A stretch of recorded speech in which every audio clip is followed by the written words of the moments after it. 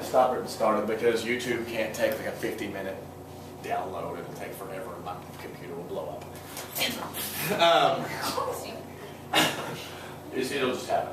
So this is going to be what's going to help define good verb. Remember we talked about William James Bryant Cross of Gold speech? Who was he going after in that speech? Big business.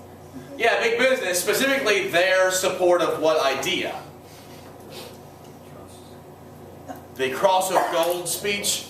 The gold standard. AP, huh? This is going to be the one we're going after. In fact, we still have antitrust laws that are used all the time by our Securities Exchange Commission to go after companies that we feel have gained too much of an advantage in a market because they're excluding people. It doesn't happen as much in the last couple of years, although Microsoft is still battling antitrust lawsuits all over the world, actually. And political machines are going to, it's going to be radically changed. Political machines will be around until like the 1950s and 60s. However, their power will be nothing like they were when the progressive era is over because of voting reforms. Voting reforms are going to take away the power of political machines because think about this. The power of political machines is based on the fact that they know who you vote for. Remember when Tom Cruise came off the boat and the ward boss grabbed him and says, get you working and when the time comes, get you voting? Well, there was a list. Like back then, who you voted for wasn't a secret. It said, Andrew Calvert, vote for this guy. Tyler DeWitt votes for this person. Marissa Barnes votes for this person. And if you were the ward boss and you were controlling people, what would you do? You would go and you'd make sure everyone under your control voted for your guy. And if he didn't, what'd you do? Kill him. You'd kill him. But you take away his house. You take away his house or his job or kick him out, right? Intimidation. But eventually it becomes secret.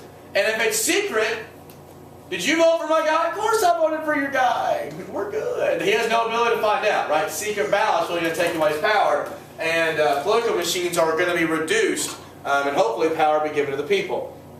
And what was our most powerful political machine at this time, especially in New York? Tammany Hall. Tammany Hall, all right? All right, let's talk about the cities. Did anyone, no one read The Shame of the Cities for their first book, did they?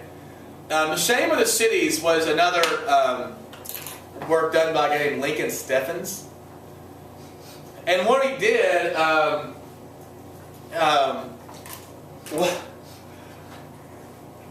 actually, we'll back up a little bit. We'll just talk about cities in general. A couple of you did read How the Other Half Lives, right? You read How the Other Half Lives. Did you read it? What was it about again?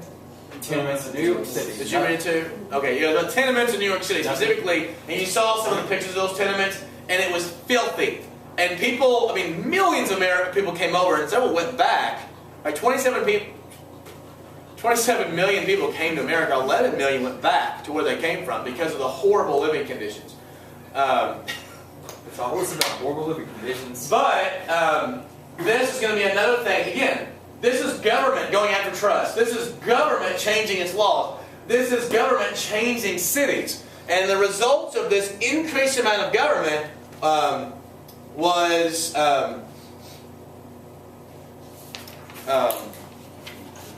that what cities look like begins to change.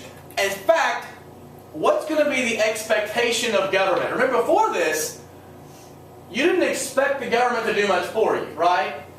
Like if you lived in New York or New Jersey when what's that Sabrina hurricane, Superstorm Sandy? When Sandy came through, you sort of expected the government to react and help you out, right? When Hurricane Katrina came through New Orleans, people expected the government to be reactive. This is not the case at this point. People didn't expect the government to do much for them. After the New Deal, people did, but this is the beginning of that, of changing the idea of what government means. So people who don't like government involvement, this is the beginning of their ire. So people like Hannah, who hate government helping anybody, this is when it all went downhill. Andrew knows when it all started. This 1901, Americans became weak. And we start seeing tons and tons and tons and tons of political activists and political analysts. One of them is John Dewey. Now, where have we heard of John Dewey before? Now, hold on. Hannah, you better know this one. The Dewey Decimal System! The Dewey Decimal System. If our resident librarian didn't know that, that would be problematic. Andrew works in the library. Oh, I forgot, Andrew. Did you know that one too? You probably didn't. No, he didn't. He There's no way you cool did. with me. I knew Hopefully all of you knew that. The Dewey Decimal System. Now, this is going to obviously be a problem or an issue with education, but he wasn't just a founder of the decimal system, right? Of the Dewey Decimal System. This guy actually did a ton. One, he actually was a co-founder of the NAACP. Another thing he did was he was probably the most important educational researcher of the early 20th century. He wrote a book that I had to read in graduate school called Experience in Education. And what he said was, to truly learn, kids have to experience. They have to learn by doing, not just learn by reading. And he also started to talk about the way that schools punish people and the way that people talk to kids. Forever, all of you were considered like little kids, like 5-year-olds. They were just considered short adults, right? They were talked to like adults with similar expectations as adults. When you don't do something like adults do, then you are punished, and punished pretty severely. John Dewey, as an educator, was seeing these people as children, right? So like when some, gap-toothed hilljack talks back to me in the hall, I can't expect for those people to be, because what's the problem? If you're 14, do you think like adults do? No, definitely not. I did. Miles does, but that's it. DeWitt, I can see DeWitt having a big, do you talk back a lot? I think it just takes a while. DeWitt. I think it just takes a while. What if DeWitt ends up being the actual worst temper in this place and ends up being like a pro wrestler or something? Do it later. Nice, well played. I'm sure YouTube is going to love this video. Your parents We'll can watch become it. famous. Right. Show my Switch down to Woodrow Wilson because you won't see the other guys in the test, and Wilson is a guy that you have heard of and can talk about. Wilson, before he became president, he actually is our only president to ever have a PhD. He actually had his PhD from Johns Hopkins. And if you know anything about schools, Johns Hopkins is not a school you just sort of walk into. He was a governor before he was president. In fact, he was also president of Princeton before he became president of the United States. And he was very keen on political reform, right? Lack of corruption. These people are anti-corruption. Sorry, I Duncan. didn't like this guy. You're making me so sad. And what's funny about Woodrow Wilson, and many people have compared him to Obama, Woodrow Wilson was really, really smart and very, very progressive-minded. And many, actually, also to be fair, unlike Obama, he was one of the most wildly racist people in our country's history as president. But Obama's not. I hope he's not. But that being That's an ironic comparison. But, well, no, here's the comparison that works. Both of them are intellectuals, and both of them have a hard time connecting with average people. Both of them hate Congress and don't like to compromise, and both of them, when president, whenever Congress didn't agree, Obama now is going, have you noticed, is going over Congress's head and going out to the people, pressuring people to pressure Congress? And Wilson did that all the time. He did not. He thought he was so much smarter than everyone in Congress. And to be fair, he probably was. And to be fair, Obama probably is smarter than almost all the congressmen also. But they have that sort of very progressive mindset, but have a really hard time with individual sort of seeing why somebody wouldn't agree. Because in Wilson's mind, here was his theory. And many of you see it this way. Because I've taught AP kids long enough to know this. You're so confident in what you think because you're smart, you assume that everyone who thinks differently must basically be retarded. Because, no, that's what I always thought. What's your saying? That's kind of... Do what? Was I stereotyping you? No, You're talking to me. I just think it's funny that you said that's how I always thought, but I feel like you're not a good example of representation. Of what we think. Of what you guys think? The Yeah. average person. Yeah. Well, but I guess my point is, if you think that you know what you're talking about, your opinions inherently must be right. Does that make sense? Yeah. But if you start talking to somebody in this school about the Gilded Age, and you just got entering a test, and they've never heard it before, and they say something that's not right, don't you feel like you have some sort of intellectual grounds to say something relative to their position? Yes. Well, that's what Wilson felt on everything ever. But he will be important because he's going to be pushing these progressive ideas. Ideas are more important than people. Remember that. Who's going to? Oh, it's some science advances are going to go along with it. We did talk about Jacob Riis, though. Add Jacob Riis to this. Jacob Riis wrote How the Other Half Lives. If you haven't seen that before, looking at tenement issues. Let's see what else. 10 minutos. Do you like this, or do you like having your own thing? Having your own one, huh?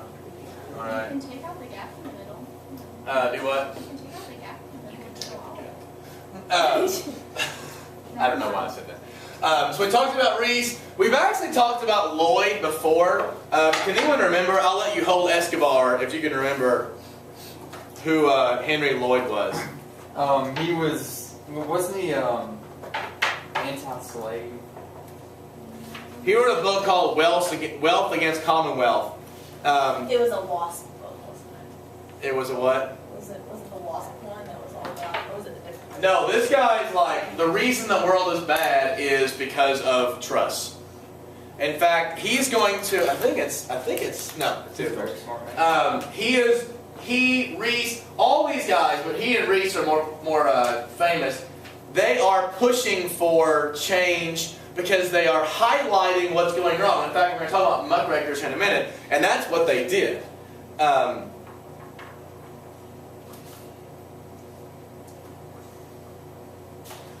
In terms of advances in science, some of the advances in science that's going to be important in this era are related to what we're talking about. Specifically, having better public health. What's public health focus on? Yeah, vaccinations, sanitation, giving sort of a broad, making sure that public health can be, it's not like focusing on cancer research or, fixing this. It's about making people's daily lives healthier. Public health is something you can go into. In fact, there's a giant public health building at UK. In terms of getting everyone immunized to stuff, and when there's a public health epidemic, making sure that it's taken care of. It's one of the things that makes America and Western countries different because they have the infrastructure to do that. Okay. Socialists are going to basically be our uber progressives. Yes. Socialists. Yes. Many were European immigrants who did not like capitalism. They saw capitalism as being the excess-ism that forces all of this crap. What they would argue is that all this crap we're dealing with, whether it's political,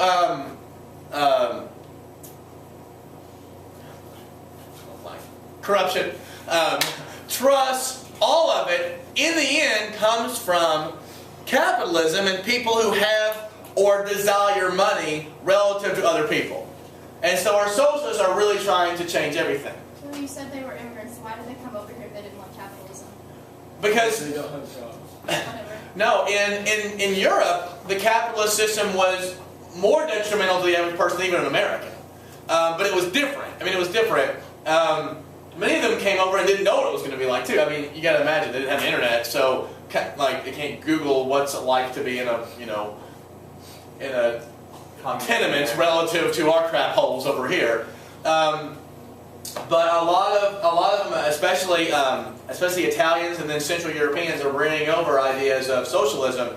And while the progressives want to work within the system to change, socialists want to change the system.